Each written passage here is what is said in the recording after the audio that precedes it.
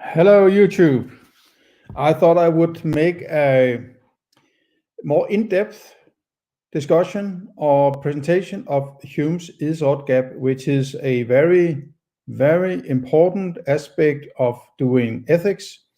And quite frankly, it wouldn't be far off to say that David Hume is responsible for eventually starting the whole idea of meta-ethics, which is sort of discussing what are we really talking about when we are talking about ethics and morality, and also so it's an hugely important aspect and an important thing to have in your mind when you are dealing with ethics and morality, because it is a extremely common fallacy to commit when you are making moral judgments. And another thing that is important with the Hume is-ough gap is that it has been maybe not exactly violated, but it has become a sort of a kill all attempts at arguing for morality and just finding anybody who's trying to describe the world and then from that deduce some kind of moral law or moral principle or ethics or whatever you want to call it. And it has to some extent been a misrepresentation of what Hume was really saying. I've seen a lot of references to Hume's is-ough gap, but it seems at the same time to me that most people have not taken the time to even thoroughly read what Hume was actually saying or wrote in his book, which is called A Treatise of Human Nature, which he presented in 1700 excuse me, in 1739, which is almost 300 years ago. Because the way it has been, the conclusion that has been drawn from what is he is writing, he wrote, is reaching, if not far beyond what he wrote, then it reaches further than he is actually writing. And I'm going to take the time I think I need to explain both what Hume meant when he wrote what he wrote, and equally important, what he didn't mean when he wrote it. So, and I'm using StreamYard here, and I'm not the best in this technical aspect. I haven't figured out how to present a file in a way that is less sort of amateurish than the way I'm going to do it, but who cares? This is an important subject, so content is more important than the visuals, right?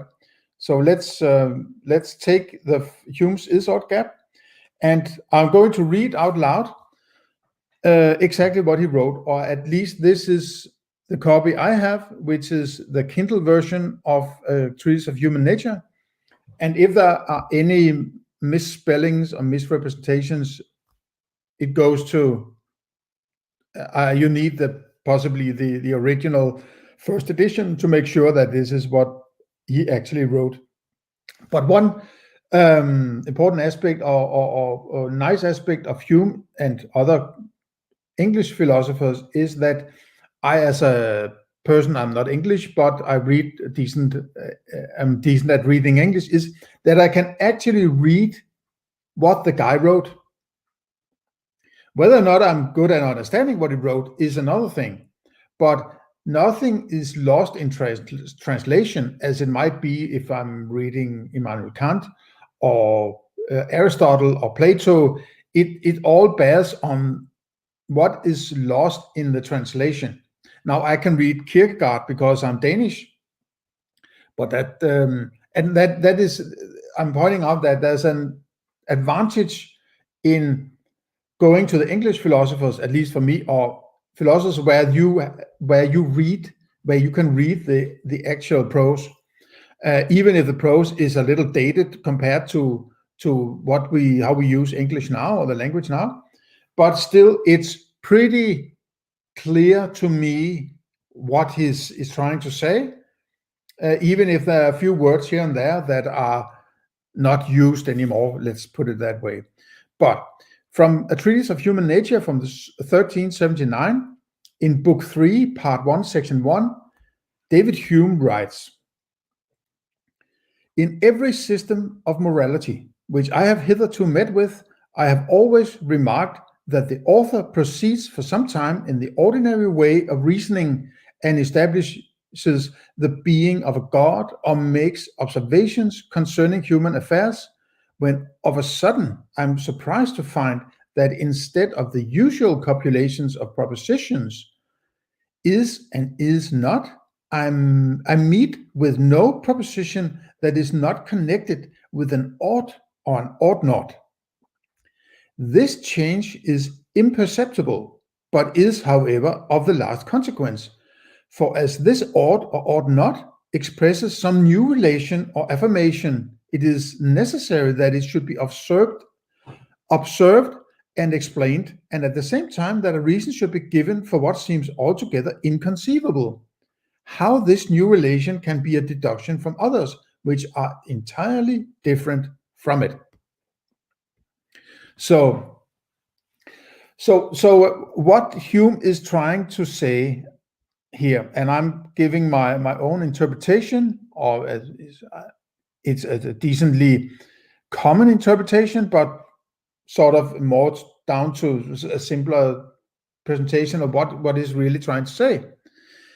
And Hume says that moral philosophers, in his experience, always tend to argue for moral commandments, like you should do this or you shouldn't do this, in this fashion. They say, this is the case, and this is the case, this is not the case, and this is the case, and this is not the case, and therefore you ought and or ought not behave in such a way, or in this way, described within the context of what they're saying. And what Hume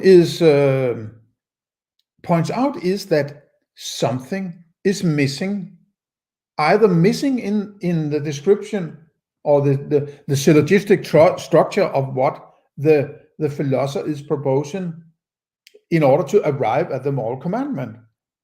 From a formal syllogistic structure, there is no ought or ought not anywhere within the premises. Premises are, this is the case and this is not the case, this is the case, this is not the case.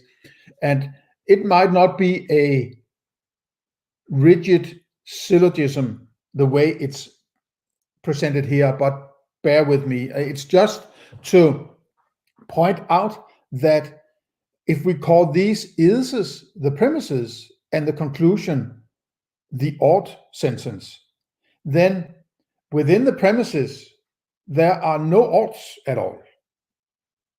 It's only this is the case, this is not the case, this is the case, this is not the case. There are no oughts there, but all of a sudden, as he puts it, when they arrive at the conclusion or the moral commandment content of the conclusion, there's an ought. Where does that ought come from? This is where many seems to go wrong. They think that what he's saying is you can't go from is to ought. That's why it also has become Hume's law and Hume's guillotine. It's like it has severed the possibility to get from ises to oughts. But he doesn't say that, in my opinion. Hume simply points out that if you want to argue about going from an is to an ought, you just need to describe how you do that. Now, it has to be valid and understandable and obvious and all these things. You can't just pull something out of your ass to be and then pretend then, oh, now I've made an ought, or I've bridged the gap. And all attempts I have seen has been some sort of linguistic juggling, right? Or a certain example, if you stood there and you behave this way and you sort of take a little space out of reality and say, in this small corner, I think I can point to an ought, right? Or it has been using or equivocating terms and oughts and ises and oh, now we are talking about oughts. I must have bridged the gap. I have never seen personally any rigid handling of bridging from the is to the ought. But it's worth pointing out very strongly that Hume does not claim that you can't get from an is to an ought. All he's trying to say is that if you want to go from an is to an ought, you need to explain how you do that. Okay. So what is really going on with this fallacy? Why is it that people do this, tend to do this, and don't realize that it's not valid? If we take Hume's fallacy, Hume's law, or Hume's is-ough gap as a valid objection against this line of reasoning. So what is going on in this fallacy? People seem to be adding something from within themselves to what they otherwise just experience as is.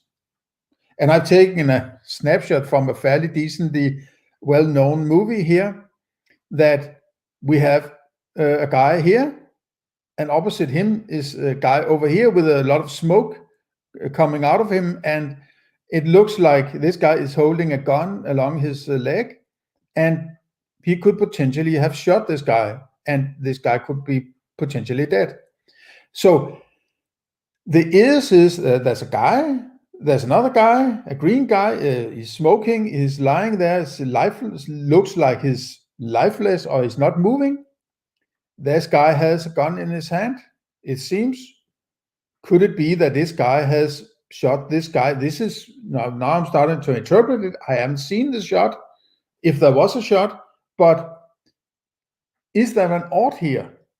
I'm describing all that is. There's smoke, there's table, there's some furniture, there's a guy, another guy, and smoke and a gun. What am I describing? Where is that ought? That's nowhere. If there is an ought anywhere when I'm expressing myself, it's something I add myself. So what is it that we might be adding, or somebody who's violating the is-ough gap? Well, I would argue that what people tend to do is, and I'm trying to simplify it so it won't take, so it will be understandable and maybe provoke some thought in you, right?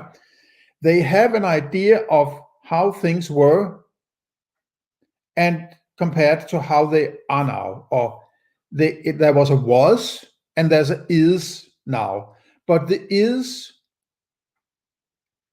and something that ought not be instead of something that could have been. So what I'm trying to point out here is that if we take at this point, this guy and this guy were sitting opposite each other. This guy may be holding a gun, and this guy is certainly holding a gun pointing at him. And at this point, the situation is the same, but it has changed slightly. But what I am imagining as a third-party onlooker is that it might have turned out differently. And that different kind of situation that could have been might have been better in a sort of a valuable way for either of the individuals participating in it, right? The situation here is, if I'm interpreting this as this guy has shot this guy has lost a lot of potential, right? He's dead, so he's not going anywhere, right? And this guy is staying the same. So if he has not shot this guy, which I'm proposing that he did, he would have been better off, that guy, right? And maybe it's a stupid scenario to choose this from Star Wars, but what the heck. But what I am doing when I'm making an ought is I am taking what was and making a parallel ideal understanding of how it could have been. Maybe not should have been, because there are a lot of ways it could have been that, in my personal understanding or subjective understanding, could have been better than how it is at the moment. This is how it is. It is how it is over here in which I am deeming it. I'm violating Hume's is-ough. I'm saying it ought not be. But everything we have to deal with at the moment is everything we can agree upon objectively. The only thing we can agree upon objectively is what is in this moment. What happened yesterday or an hour ago or 10 minutes ago, we have no access to, because it's only in a memory. And what could have been is only an imagination based on what used to be. So if we are working with objective morality, which is a necessity in order to agree upon what is going, you need to agree upon what is going on to be able to agree upon how things should be, or how they shouldn't be, or are they the way they should be? Well, what is needs to be objectified by the involved parties in order to agree upon how it should be. If you can't agree upon what is, you can't certainly not agree upon how things should be. Okay, but when people say jump from is to ought, they are just describing how things are in the moment, or used to be a few minutes ago or something, but using that, extending that into the now as another possibility of how things could be. And then they compare how things are with what they could have been, or at least one or a few scenarios about how it could have been from their imagination, and say it ought to have been different. That's how I interpret it. So a consequence of a missing gap, or not missing that there is a gap, but if the gap is missing, if there is no gap, if there is no possibility, right, is refer to things that can be agreed upon as objective, as I pointed out just before. Ought has then imbued an otherwise potentially objective is observation with a subjective attachment and made it a subjective only idea. But for morality to work, it needs to be handling and referring to how things are, because that is where our bodies and and where other individuals are. It's in the objective, the realm or the reality which can be objectified, or there can be an objective agreement about what is. So it seems impossible to agree on what is the case and then make moral judgments. If to make moral judgments, you need to imbue them with subjective oughts that are impossible to agree upon. I might want to read that again. It seems impossible to agree on what is the case and then make moral judgments. If to make moral judgments, you need to imbue them with subjective oughts that are impossible to agree upon, because they are subjective. You can't agree on whether or not I'm hungry. You can't agree upon whether or not I am sad, or I'm happy, or you can have an idea and maybe the way I am behaving, and but that's a different thing. It's not an objective agreement. You have to have the same kind of sense data, let's call it sense data, to agree upon it. We can agree that an elephant is an elephant. If I say that's an elephant, you can say, yes, that's an elephant. And we have the same sense data, and we agree that we have an objective understanding of that object, or that is thing, right? But we can't take some of our own subjective impulses and attach to that elephant, or attach to some other is, and then say, and now I have proven that you ought not behave this way. Because we can't agree upon that ought, because you have imbued it with some subjective attachment. So I want to stress another thing, a few things, and as I promised in the opening remarks, and that is what Hume is not saying, or was not saying. Philosophers in general tend to either ignore the gap, ridicule it, or use it like a guillotine to remove justification for any morality based on facts. In my opinion, this comes from a misreading of Hume. He did not say that you cannot get an ought from an is, but rather he pointed out that if you bridge the gap from is to ought, you need to explain how you do that. He points out in the way he wrote in the first part of the quote that all people tend to do is say is, and then all of a sudden say ought, without explaining how you did it. It's like saying, I'm going to the moon. All right, yeah, I went to Copenhagen, and I went to that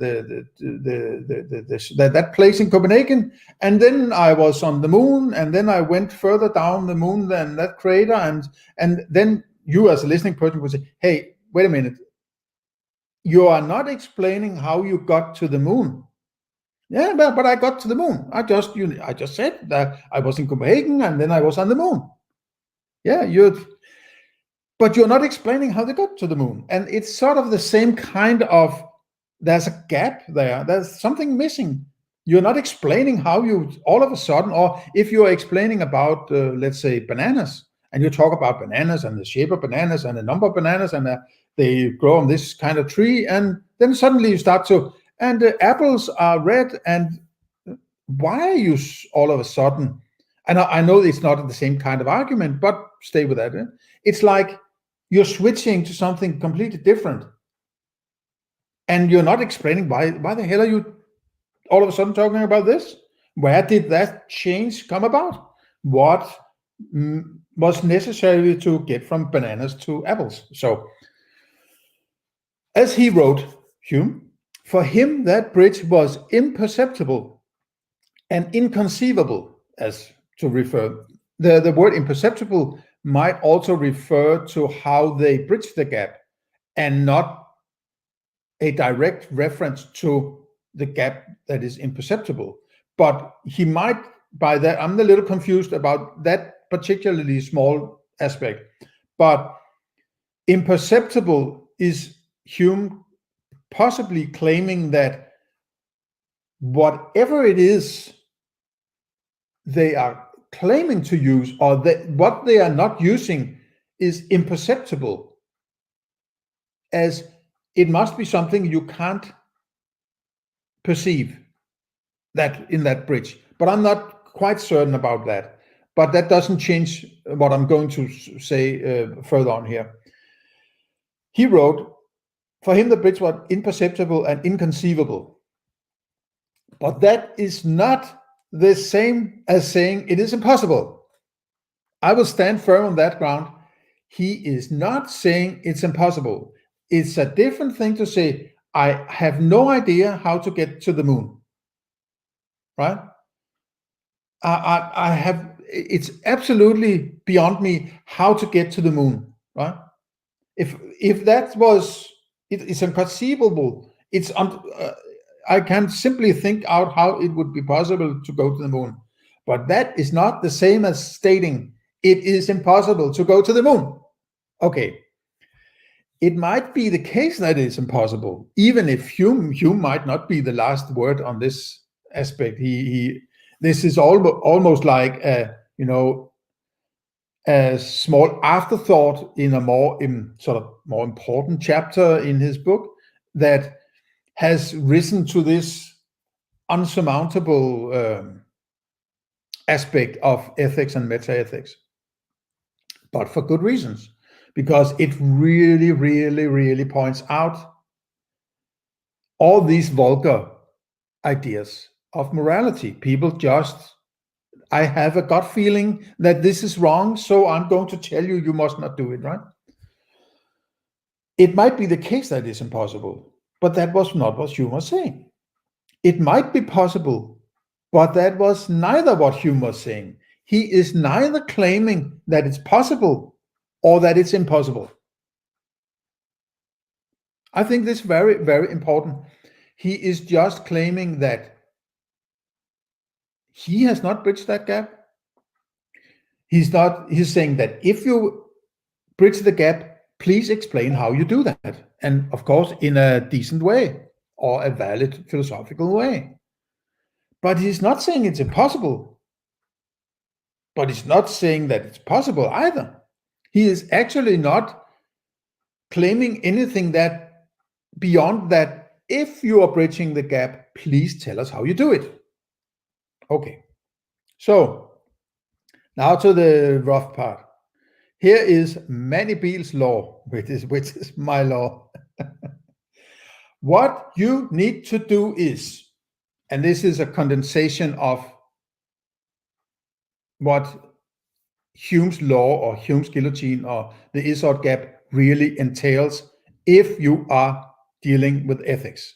Because nobody, in my opinion, has ever found a perfect moral principle. And nobody, in my account, or as I understand what I've heard, has never bridged the gap. So, whoever you are, whatever you do, if you are dealing in any kind with ethics, this is what you should do. First, argue, first of all, with yourself, but with your fellow human beings. Argue why the gap cannot be bridged. Try to figure out if the gap cannot be bridged. Try to find a proof. This is why this gap can never be bridged. Sorry. 1, if you cannot do it, go to number 2. If you can, well done. This means that arriving at a perfect moral principle is impossible. Please go and tell everyone to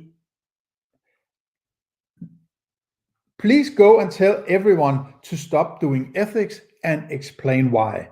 And please tell everyone, including yourself, to shut up about moral judgments from that point on. Section 2. Argue that the gap can be bridged.